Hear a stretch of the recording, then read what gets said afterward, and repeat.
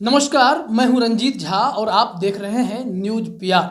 बिहार की सियासत में चिराग पासवान की जिक्र ना हो कोई ऐसा दिन नहीं रहता है। खास करके जनता दल यूनाइटेड के द्वारा तो इस तरह की बयानबाजी की ही जाती है जिसमें चिराग पासवान चले ही आते हैं।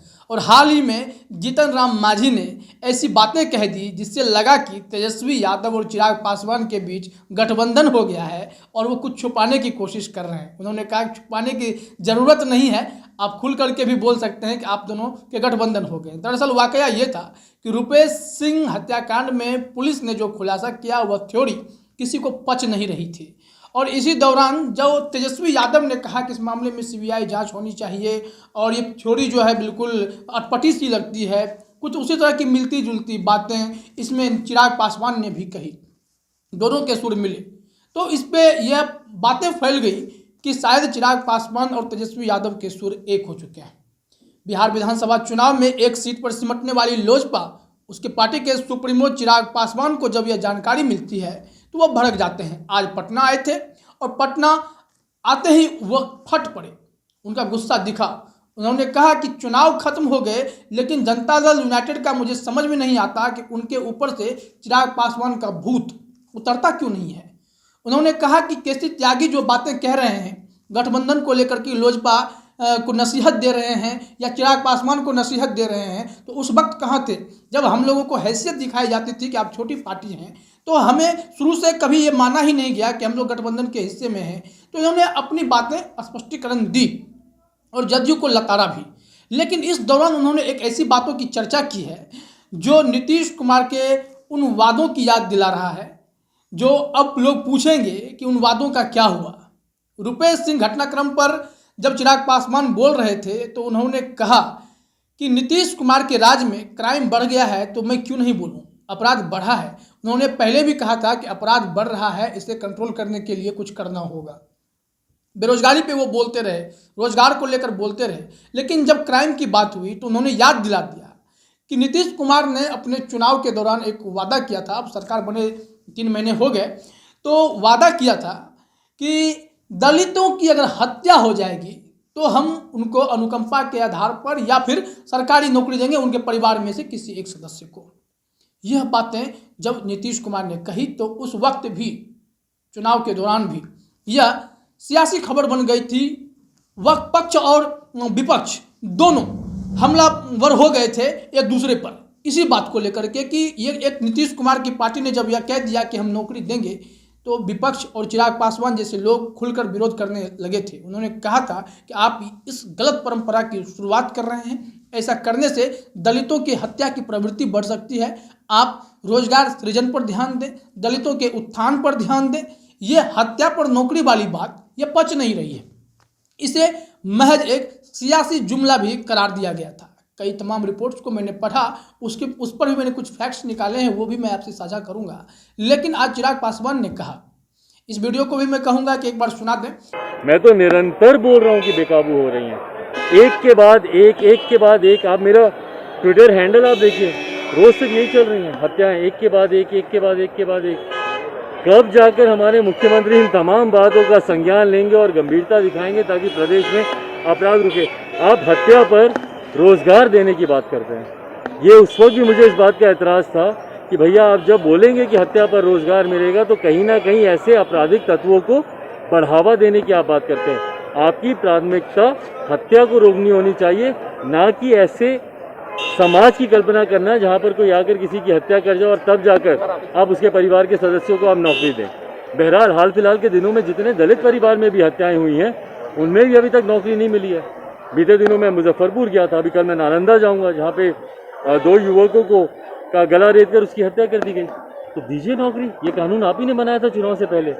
अगर ये जुमला नहीं है तो सरकार से मैं आग्रह करूंगा, मुख्यमंत्री से मैं आग्रह करूंगा कि हत्याएं अगर आप नहीं रोक पा रहे हैं तो कम से कम उनके परिवार को अब आप नौकरी तो दीजिए। तो आज इस वीडियो में आप सुने हैं कि चिराग पासवान कह रहे हैं कि उन्होंने कहा था कि दलितों को नौकरी देंगे, तो क्या हो गया, क्यों नहीं दे रहे हैं।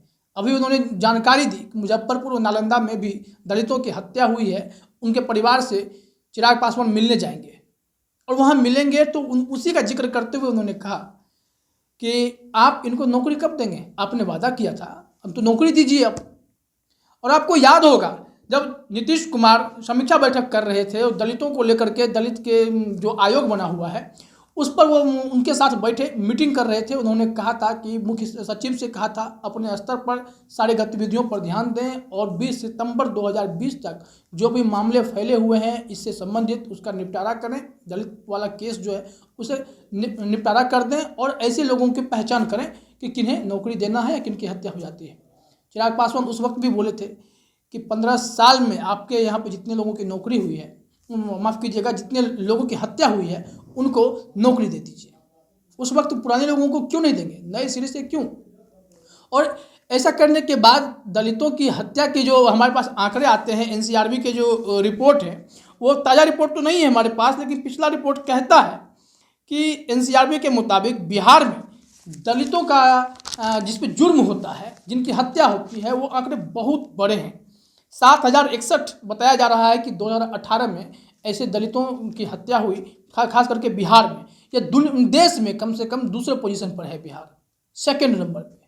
तो समझ सकते हैं। और सबसे बड़ी बात यह है कि राष्ट्रीय अनुसूचित जाति आयोग जो है वो आंकड़ा बताता है कि बिहार में 42% जो है दलितों पर अपराध के केस हैं, जिसपे दलितों के ऊपर अत्याचार हुआ है, क्राइम हुआ है, उनकी हत्या हो गई है या तमाम अन्य तरह के मामले दर्ज हुए हैं, जो कि देश में 21% है, यानी औसत से डबल बिहार में।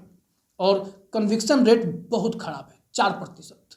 42% अगर कांड हो जिसमें 4% कन्विक्शन हो तो मामला तो गड़बड़ है ही। अब इस पर नीतीश कुमार ने क्या पहल किया, क्योंकि चिराग पासवान ने याद दिलाया तो हमें भी याद आ गया कि क्यों ना इस पर एक वीडियो बनाया जाए और नीतीश कुमार क्या कर रहे हैं। बहरहाल नौकरी की जानकारी जो है वो तो कोई अपडेट तो नहीं आ सका, क्योंकि 2-3 महीने 4 महीने हुए हैं, इस प्रक्रिया में समय लगेगा। लेकिन जब कहा गया कि नौकरी देंगे तो इसे प्रमुखता से व्यापक स्तर पर देखा जाना चाहिए था। ऐसा नहीं है कि दलितों की हत्या नहीं हुई है, हत्या तो हुई है, जिस जिक्र भी चिराग पासवान कर रहे हैं। ये मामला पूरा उठा है कि बिहार में बिगड़ते कानून व्यवस्था को लेकर सबसे पहले high profile case Indigo station head Rupesh Singh की हत्याकांड में जो भी खुलासा हुआ है, उसके बाद से जो सवाल खड़े हो गए हैं, साथ ही साथ लगातार बिहार के अन्य जिलों में चाहे पटना समेत हर जगह बढ़ चली क्राइम की घटनाओं पर नज़र दौड़ाया जाए तो इन तमाम चीज़ों को देखा जाए तो अब लगता है कि इसके शिकार अब दलित टोले के लोग, महादलित टोले के लोग हुए होंगे। और ऐसे लोगों की पहचान क्या हो पा रही है, क्या उन्हें नौकरी मिल पा रहा है, क्या उनके परिवार में कहीं यह सोच समझ के साजिश तो नहीं हो रही है, तमाम तरह के सवाल हैं जिसपे मुद्दा तो ये उठना ही चाहिए कि आखिर महादलितों के हक के लिए नीतीश कुमार क्या कर रहे हैं। बहरहाल जो कर रहे हैं वो हम आपको बताते हैं। करीब करीब नीतीश कुमार सोशल इंजीनियर तो कहे ही जाते हैं। जो करीब करीब आंकड़े हैं हमारे पास उसके अनुसार 23 अलग वर्गों को उन्होंने महादलित कैटेगरी में डाल दिया, जो करीब करीब 16% वोटर हैं, कुल वोटर्स के 16% हैं। यह अपने आप में है कि बहुत बड़ी बात है कि 16% वोटर के लिए नीतीश कुमार सोचते हैं, महादलितों के लिए सोच रहे हैं। लेकिन उनके लिए सोच क्या रहे हैं, सामुदायिक भवन से लेकर के तमाम तरह की चीज़ें जो हमारे पास एक डिटेल है जो नीतीश कुमार करते हैं। सामुदायिक भवन बनाने की बात, आंगनबाड़ी की बात, 12वीं तक पंचायत में स्कूल खोलने की बात, उप स्वास्थ्य केंद्र की बात, सामाजिक सुरक्षा पेंशन की बात, बिहार राज्य निःशक्तता पेंशन की बात, कन्या सुरक्षा योजना की बात, इन तमाम चीज़ों में से दलितों को मिल क्या रहा है। एक रिपोर्ट के मुताबिक जब नीतीश कुमार दलित टोले में जाते हैं 4 साल 5 साल पहले और परंपरा के तौर पे झंडा फहरवाते हैं लोगों के साथ, सबसे बुजुर्ग व्यक्ति को कहते हैं कि आप झंडा फहरवाइए, तो लोगों के बीच उम्मीदें जगती हैं, लगता है कि सपना आने वाले दिनों में पूरा होने वाला है। और जब इसके यथार्थ को देखा जाता है तो उस वक्त पता चलता है कि इन तमाम चीज़ों की स्थिति बद से बदतर है। सामुदायिक भवन में ताला लगा रहता है, अगर वार्ड सदस्य को या वार्ड काउंसलर को किसी को या दे दिया जाता चाबी तो उसका उपयोग होता, लेकिन जब देखा गया तो उसमें लोग कूद करके बैठते हैं, ताश खेलते हैं, गांजा पीते हैं। ऐसे लोग सामुदायिक भवन का इस्तेमाल कर रहे हैं। उसके बाद जो है आंकड़े कहते हैं कि 12वीं तक स्कूल खोलने वाली बात वो भी कुछ धरातल पर दिखती नहीं है। उप स्वास्थ्य केंद्र जो है वहाँ पे कुछ भी नहीं है। डॉक्टर की तो छोड़ ही दीजिए, एएनएम जो होती हैं, जो नर्सेज वगैरह होती हैं, वह भी महीने में 2-3 दिन आ जाए तो वही बहुत बड़ी बात है। ये मैं कुछ आंकड़े बता रहा हूँ जो हमें मिला है। इसमें लोग कहते हैं, वहाँ के दलित लोग कहते हैं, पुराने लोग कहते हैं कि इससे अच्छा तो 1975 का ज़माना था, जब डॉक्टर तो हुआ करते थे, कम से कम डॉक्टर बैठ जाते थे, लोगों का इलाज हो जाता था। और लेकिन अब स्थिति ऐसी हो रखी है कि यहाँ पे नर्सें भी बहुत मुश्किल से आती हैं। आयुष्मान भारत जैसी बड़ी योजना का जिक्र किया जाता है और यह योजना, उसके तहत एक आयुष्मान भारत का मकान भी बनाया गया पीएचसी के ठीक सामने उप स्वास्थ्य केंद्र के आसपास में, और वहाँ भी ताला लटका रहता है, शीशे टूटे रहते हैं, कोई देखने वाला नहीं है। तो परिस्थितियाँ देखिए महादलितों की सुधर तो नहीं रही हैं। हाँ, एक आंकड़े जो कहते हैं कि थोड़ी राहत वाली बात है, नौकरी तो नहीं दी जा रही लेकिन उन्हें उद्यमी बनने की ओर अग्रसर किया जा रहा है। जो एक योजना है जिसके तहत कहा जाता है कि आपको 10 लाख रुपए दिए जाएंगे अगर आप कुछ उद्योग करना चाहते हैं। इससे आवेदन मांगे जाते हैं इसके लिए उद्योग विभाग के द्वारा, जिसमें हाल ही में जो हमारे पास एक रिपोर्ट है, रिपोर्ट के मुताबिक जो आंकड़े हैं वो बताते हैं कि इस तरह से 5 लाख अनुदान और 5 लाख लोन मिलता है। मतलब कि अगर आप 10 लाख रुपए लेते हैं तो 5 लाख रुपए आपको ऐसे ही मिल जाएंगे, उसे चुकाने की ज़रूरत नहीं है। और अगर 5 लाख रुपए आप लोन लेते हैं तो उस पर आपको सूद भी नहीं लगेगा, मतलब इंटरेस्ट देने की ज़रूरत नहीं है, ब्याज देने की ज़रूरत नहीं है, उसे आप 84 किस्तों में चुका सकते हैं। तो 84 किस्तों में चुकाने वाले लोग में इसमें देखना ये था कि 3000 जो आवेदन आए, मात्र 500 लोगों का सिलेक्शन हुआ और उन 500 लोगों में से कुछ लोगों को किस्तें दी गई, पैसे दिए गए कि आप अपना धंधा शुरू करो। अब दिक्कत ये है कि जिनको धंधा शुरू करना है वो बहुत पढ़े लिखे लोग हैं, लेकिन उन तबकों क्या जो प्रशिक्षित नहीं है, जिन्हें जानकारी नहीं है कि काम क्या करना है, वो कैसे इस योजना का लाभ लेंगे। उनके परिवार में शाम की रोटी के लिए चूल्हा जलेगा कि नहीं, ये भी बहुत बड़ा सवाल उठ खड़ा होता है। ऐसे परिवार में जो विधवा हो चुकी होती हैं, जिनके पति की हत्या हो जाती है, ऐसे लोगों के लिए आप क्या कर रहे हैं नीतीश कुमार जी? अगर चिराग पासवान दलितों के नेता हैं, दुसाध या पासवान वोट पे उनकी अच्छी पकड़ है, कहा जाता है कि 7% वोट पर पकड़ है। स्वर्गीय रामविलास पासवान की बात कर लें तो उनका एक अपना अलग नज़रिया था, उन्होंने वोट बैंक बनाई जिस पे अब चिराग पासवान आगे बढ़ रहे हैं और अपने अपने तरीके से बढ़ रहे हैं। चिराग पासवान और रामविलास पासवान में फ़र्क यही है कि रामविलास पासवान कितने भी तल्ख हो जाएं, किसी भी नेता से, किसी भी विपक्षी पार्टियों से उनके संबंध कभी खटास में नहीं पड़ते थे। यही नसीहत आज चिराग पासवान को भी मिल रही है कि आप अपने पिता से सीखें, आप वार करें, पलटवार करें, लेकिन संबंध खराब ना करें। खैर, बात चिराग पासवान से याद आई है तो चिराग पासवान की जिक्र तो होगी ही। चिराग पासवान ने यह भी कहा कि मैंने पहले ही कहा था कि दलितों की हत्या पर नौकरी का मतलब है दलितों पर अत्याचार बढ़ना, क्राइम का ग्राफ बढ़ना। तो क्राइम का ग्राफ बिहार में तो वाकई बढ़ गया है, स्थितियां जो है बद से बदतर होती जा रही हैं। तो ऐसे सिचुएशन में चिराग पासवान ने मौके पर क्या करना, चौका मारना, वही कर दिया है। अब शायद विपक्ष हो या कोई और भी हो, नीतीश कुमार से यह सवाल जरूर पूछेगा कि अब जो दलितों की हत्या हो रही है, क्या उसके आंकड़े आपके पास आ रहे हैं? क्या आपने उन्हें रोजगार यानी सरकारी नौकरी देने की कोई पहल की है? क्या उन्हें सरकारी नौकरी मिलेगी? कब तक मिलेगी? कितने दिन लगेंगे? तब तक जब तक कि उसका परिवार पूरी तरह से टूट ना जाए, क्योंकि दलितों पर अत्याचार तो रुक नहीं रहा है। SC/ST एक्ट के तहत जो भी क्राइम हो रहे हैं उसे आप निपटारा करने की बात कहते हैं, अभी तक तो ये भी जानकारी सामने नहीं आई है वो कितने केस के निपटान हो गए हैं, ऐसा कुछ पता ही नहीं चलता है। चीफ सेक्रेटरी को कहा जाता है कि आप अपने स्तर से भी इस मामले को मॉनिटर करते रहिए, लेकिन तब कहा जाता है जब चुनाव नज़दीक होता है। तो कुल मिलाकर परिस्थितियाँ ये हैं कि बिहार में ये पूरी तरीके से हालात ठीक नहीं हैं। जो बिहार में बेरोजगारी दर है वो 46% के आसपास है, और इसमें दलितों के उत्थान के लिए नीतीश कुमार जो भी चीज़ सोचते हैं और जो चुनाव का एजेंडा था 19 लाख रोजगार NDA के द्वारा, ये तमाम चीज़ों को जरा जोड़ के देखिए। 46% बेरोजगारी, 19 लाख रोजगार कैसे मिलेगा? अभी तो एक पर एक टोलकी फरमान आपको देखने को मिल गए। फरमान इस तरह का दिया जा रहा है कि आप अपने हक की लड़ाई के लिए सड़क पर अगर प्रदर्शन करेंगे और पुलिस ने आपका नाम FIR में दर्ज कर लिया, आपको चार्जशीटेड कर दिया, तो आपको सरकारी नौकरी भी नहीं मिलेगी। तमाम तरह के सोशल मीडिया पे अगर सरकार के खिलाफ आप कुछ लिख लेते हैं तो भी आप पर कार्रवाई हो सकती है, आप जेल जा सकते हैं। ये पूरी चीज़ों को देखिए। और 19 लाख रोजगार क्रिएट करने का एक और तरीका बताया गया था कि कॉन्ट्रैक्ट पे अगर आप काम करते हैं तो आपको 30 दिन पहले नोटिस दे करके कभी भी नौकरी से लात मार के निकाला भी जा सकता है। ऐसे में जॉब क्रिएशन का यह फार्मूला तो रास नहीं आता है। वहीं दलितों को सरकारी नौकरी देने की बात है तो कैसे होगा? बिहार में 4.5 लाख ऐसे पोस्ट खाली थे जिसमें सरकारी बहालियाँ हो सकती हैं, लेकिन दलितों की भागीदारी कितनी सुनिश्चित होगी, यह तो सवाल है। कैसे होगी? क्या आप उनके हत्या होने का इंतजार करेंगे कि उन्हें नौकरी मिल जाएगी? क्योंकि कितने जो दलित की एजुकेशन पर भी तो सवाल उठता है कि बहुत दलित पढ़ पाते हैं, बहुत सारे दलित जो है शिक्षा से भी वंचित रह जाते हैं। ऐसे में इन लोगों को आप किस तरह की नौकरी देंगे? कैसे वो आगे बढ़ेंगे? बिना किसी प्लानिंग के क्या यह बात कही गई क्या नीतीश कुमार जी? अब चिराग पासवान जब इसको खंगाल रहे हैं तो आने वाले दिनों में यह सियासी रंग तो जरूर पकड़ेगा, क्योंकि बिहार में दलित वोटर्स किसे पसंद नहीं है।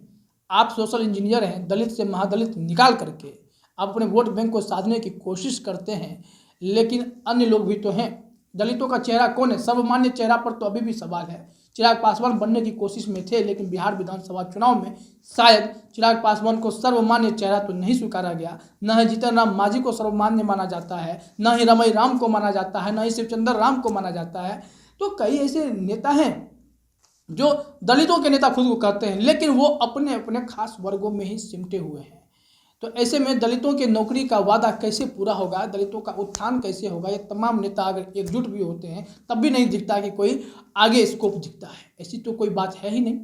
आप पूरे पुराने चीज़ों को खंगालें। नीतीश कुमार एक अलग एक्शन में जाना चाहते हैं। मैं ये नहीं कह रहा कि नीतीश कुमार कोई काम नहीं करना चाहते हैं या कोई काम कर नहीं रहे हैं। मैंने आपको कुछ उद्यम के बारे में बताया, कुछ योजना के बारे में बताया कि रोजगार के लिए आप इस तरह के काम तो आगे बढ़ा ही सकते हैं।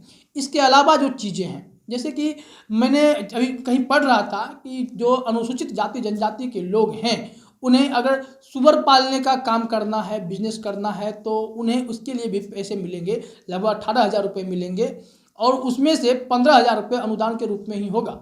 मात्र 3 से 4,000 रुपये उन्हें खर्च करना पड़ेगा।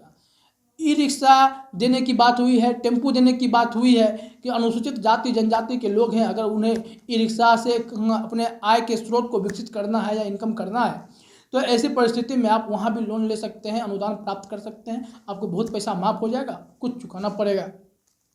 तो ऑफ साइड जो उपाय है वह तो मुख्यमंत्री सोच रहे हैं, लेकिन दलितों की हत्या पर कंट्रोल कैसे हो और किसी की हत्या हो गई हो तो उसे नौकरी कैसे दिया जाए, इस पर अभी तो बिहार की सियासत भी चुप है। विधानमंडल में क्या इस मुद्दे पर कोई सवाल उठेगा? क्या बजट सत्र के दौरान तेजस्वी यादव या चिराग पासवान के इकलौते विधायक जिन्होंने खुद को नीतीश कुमार के साथ होने की बात कह दी है, क्या वो इस मुद्दे को उठाएंगे? क्योंकि वो ऐसी पार्टी को रिप्रेजेंट करते हैं जो दलितों की पार्टी कही जाती है। तो क्या राजकुमार सिंह इन चीज़ों को आगे उठाएंगे? क्या तेजस्वी यादव इस मुद्दों को उठाएंगे कि आपने जो वादा किया था 19 लाख रोजगार से इतर दलितों के वोट को साधने के लिए आपने जो वादा किया था उसे अब पूरा करेंगे क्या? आपके यहाँ अपराध तो रुक नहीं रहा है। बिहार में क्राइम का ग्राफ लगातार बढ़ता जा रहा है। एनसीआरबी के पूरे रिपोर्ट्स को अगर आप मॉनिटर करते रहें तो लगता है कि ग्राफ लगातार इजाफा ही हो रहा है, बढ़ ही रहा है।